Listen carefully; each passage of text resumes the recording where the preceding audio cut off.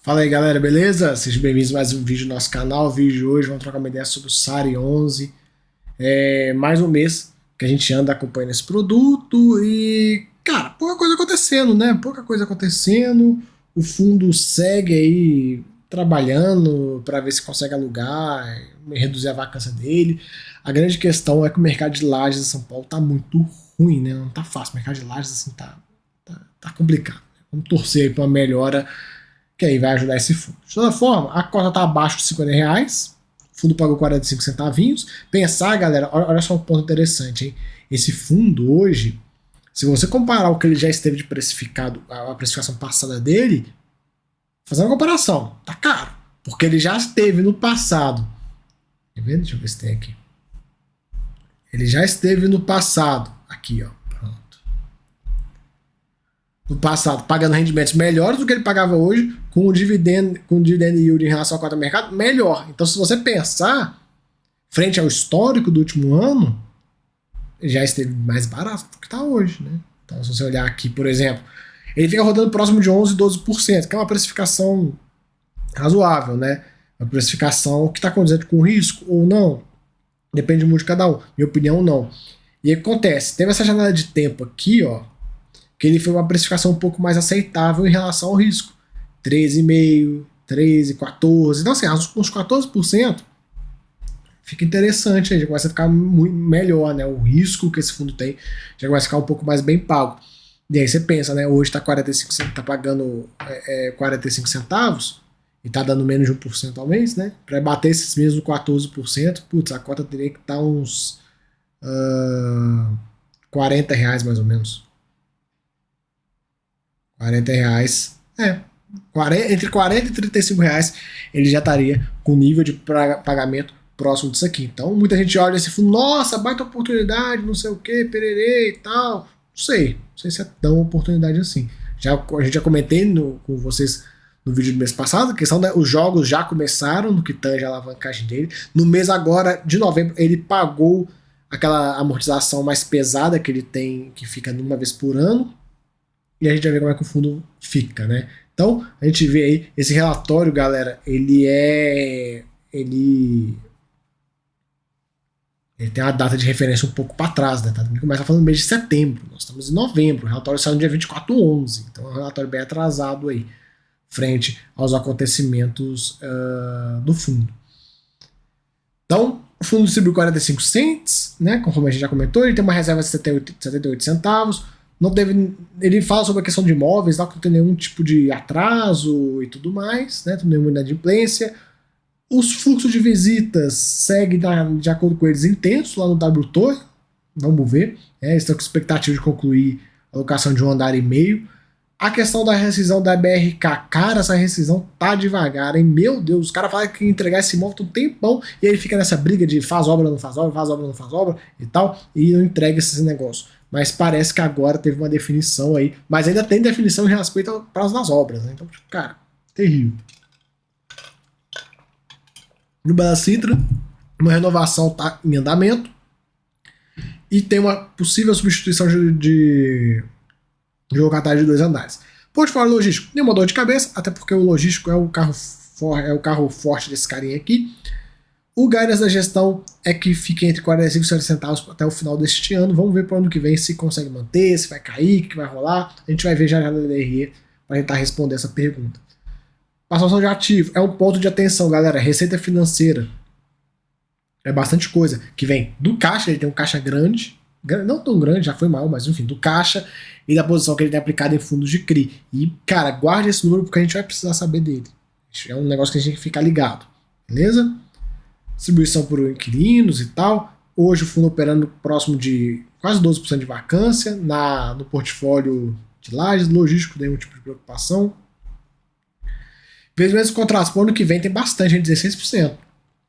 O fundo já tem que estar trabalhando hoje para renovar esses contratos, porque se deixar, ferrou. E revisional, tanto para esse ano para o ano que vem tem bastante. O que é ruim, porque a revisional está muito pró-inquilino. Nesse caso, claro, ele não discrimina pra gente o que é logístico, o que não é, mas se porventura essas revisionais, o grosso delas estiverem em escritórios, é uma notícia ruim. Se tiver em logístico, é uma notícia boa. Como ele não discrimina, a gente fica a ver navios, né? Aqui é a estrutura do fundo e tudo mais e tal. Hoje, como é que o fundo tá de grana? Olhando assim, você fala, nossa, ele tem muito dinheiro, né? Tem 186 milhões de reais sendo em fundos imobiliários ou renda fixa, de uma dívida de 300, tá tranquilo. Não, não tá tranquilo não, viu, galera? Só pra avisar pra vocês. Não parece ser tranquilo, mas não é. Por quê? Porque todo final de ano, ele tem uma amortização grande para ser feita. A estrutura da alavancagem dele tem isso. Então, agora em novembro, ele vai pagar 20 milhões de reais, então esse saldo, que é 41, vai cair pela metade, vai cair para 21, sendo que tem obrigações a pagar de 8, então 21 ainda vai tirar esses 8, vai a 13, e aí ele tem que pagar 2 milhões por mês, que dura o primeiro semestre inteiro. Mais ou menos de amortização, 2 milhões por mês, o que dura o primeiro semestre inteiro. Lembrando, tá vendo isso aqui? Despesa com juros. A amortização, ela não passa pela DRE de forma alguma. Ela só vai passar por aqui caso o fundo aprove em assembleia, igual que está acontecendo, por exemplo, no HELG, no SMT, etc. Então, não passa. A amortização sai de onde? Sai daqui. O patrimônio do fundo, seja vendendo imóvel, seja vendendo fundo imobiliário, seja tirando dinheiro do caixa. Não sai de outro lugar. Beleza? Então o que vai acontecer? Vai chegar num momento durante o ano que o fundo vai precisar tomar certas decisões. Se ele vai começar a vender fundo imobiliário, se ele vai começar a vender imóvel. Eu imagino que ele vai vender fundo imobiliário, não imagino que ele vai mexer com venda de imóvel. E aí, eu também não imagino que ele vai rapar o tacho nesse valor aqui. Eu imagino que ele vai deixar um residualzinho, são uns 10 milhões, 15 milhões de reais. Né? Seria bem prudente fazer isso. Então o que acontece? O fundo, conforme eu comentei com vocês, 20 milhões agora vai a 21, menos 8 vai a 13. 13 milhões aqui.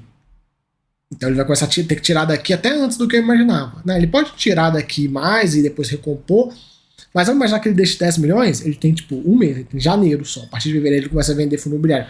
E qual que é o problema? Você fala assim, pô, mas ele vende fundo imobiliário, ele resolve o problema, né?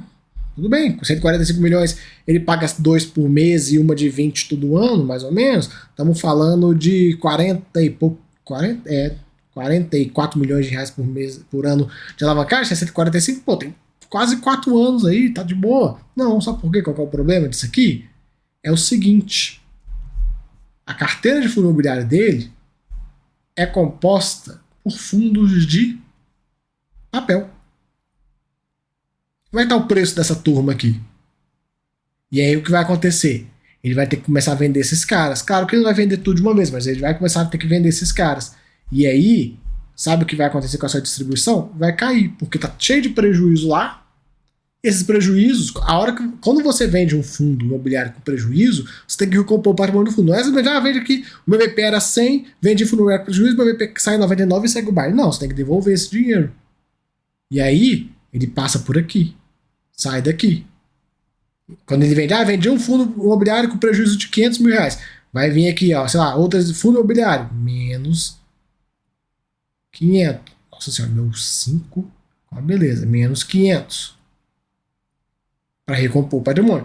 E aí que mora o problema, porque como o fundo não tem grana, não tem esses recursos, são líquidos, mas não estão em caixa, vai começar a passar prejuízo por aqui. E aí vai depender de quanto que a gestão vai rodar por mês e tal. E aí vai pegar esse número que hoje é 4 milhões, vai ser um pouquinho menor. E aí a distribuição cai um pouco também.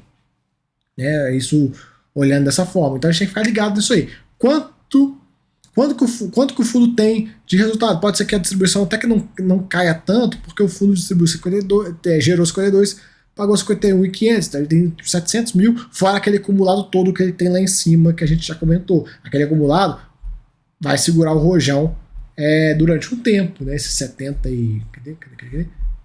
Esses 70 e... Cadê? 78 centavos aqui, vai sendo consumido esse valor. Vai ser consumido. A hora que acabar, começa a mexer na DRE. Como a gente não tem preço médio de nada que ele comprou e tal, não tem como a gente calcular. Porque se a gente tivesse o preço médio dessa carteira de fundo imobiliário dele, a gente conseguiria calcular tranquilamente. O prejuízo total disso aqui, dessa carteira, é de... chutar aqui um valor qualquer. R$2 por cota. Pô, já tem 78? Se ele pegasse e liquidasse essa carteira hoje, ia tirar 1,30 da distribuição. Então, tipo, vocês entenderam? Mais ou menos? Não funciona?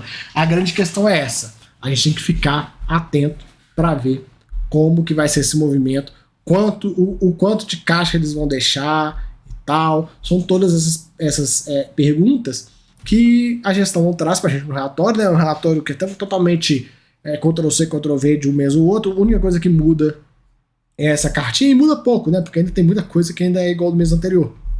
Então, assim, a gente não sabe como a gestão vai atacar a alavancagem. E se a gente não sabe como eles vão atacar a alavancagem, como é que fica para você, investidor? Bom, qual é a estratégia dos caras? Ah, vamos ter que vender fundo imobiliário, mas vamos vender pouquinho e tal, não sei o quê. O que a gente tiver no lucro, se porventura tiver no lucro alguma coisa, nós já vamos liquidar de cara e tal. Enfim, a gente não sabe.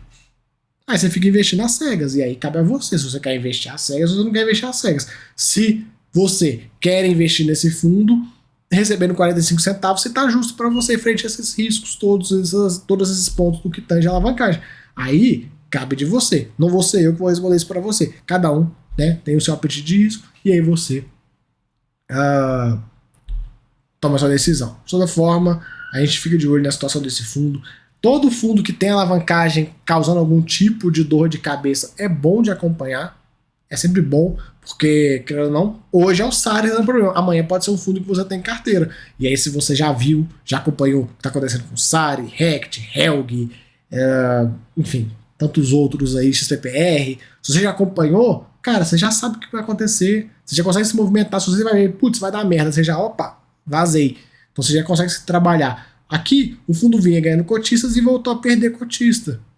O pessoal fica meio assim. E a gente acompanha. Então, beleza, galera. É basicamente isso. Ter falado do SARI aí, mais um mês que a gente vai acompanhando. Vamos esperar o relatório do próximo mês aí para ver se os números todos batem, porque eu fiz os cálculos em relação com aquele que eu vou mostrar para vocês, em relação às informações que tem no site da securitizadora. Você vê aqui, tem aqui, né? E aí você clica aqui nesse link, vai te mandar para o site da securitizadora, e lá você consegue pegar, tem o fluxo de pagamento, se quiser fazer uma planilha e tal, você consegue. Vamos ver se mês que vem eu faço para a gente uma planilha, para a gente ver certinho. E, cara, é isso aí que a gente tem para comentar. Ficaremos de olho e estou bem curioso para ver qual é a estratégia desse fundo para resolver essa questão da alavancagem, né? É engraçado, porque não é um fluxo mensal, de certa forma, puxado, 2 milhões. Se fosse só 2 milhões por mês, era até mais tranquilo. O problema é aquela parcela de 20 que ele tem, todo 24 milhões, mais ou menos, que ele tem todo final de ano, 20 milhões. E aí o que acontece? Essa parcela acaba consumindo muito, porque dobra praticamente o saldo que ele tem que pagar no ano. Ele tá pagando 24 milhões por ano, mais 20. Aí ferrou, porque aí vai a quase 40 milhões de reais por ano. Então, se não tivesse essa parcela, facilitava um pouco as coisas, mas como tem, a gente tem que trabalhar com ela e tal. E um ponto de atenção: como tem essa parcela, o fundo tem que ser programado. Não dá para o fundo chegar aqui, não, caraca, eu tenho que pagar 20 milhões no mês que vem. Pô, vamos liquidar esses fundos todos agora. Não, ele tem que, né, minimamente, já ir vendendo durante um ano para já juntando esse dinheiro para chegar lá na frente e pagar. Não é simplesmente, vou vender 2 milhões, eu preciso pagar 2 milhões, vende 2 milhões aí todo mês. Não, ele tem que pagar 20 no final, geralmente é novembro, todo novembro. Então ele tem que vender 2 milhões, que ele já precisa vender para pagar o mês, e mais até novembro. Se começar pensando em janeiro, até novembro são 11 meses. Então tem que vender, praticamente tem que vender 4 milhões por mês, né? Sendo 2 a pagar, 2 para recompor o caixa, 2 a pagar, 2 para recompor o caixa, para bancar essa brincadeira aí. Vamos ver o que vai virar, né, cara? Eu fico bem curioso e ressabiado com essa alavancagem. Espero que não dê cagada, beleza? Galera, valeu aí, tamo junto. Se gostou, já sabe, se inscreva. Gostou mais ainda, vem ser meu. Até a próxima. Fui.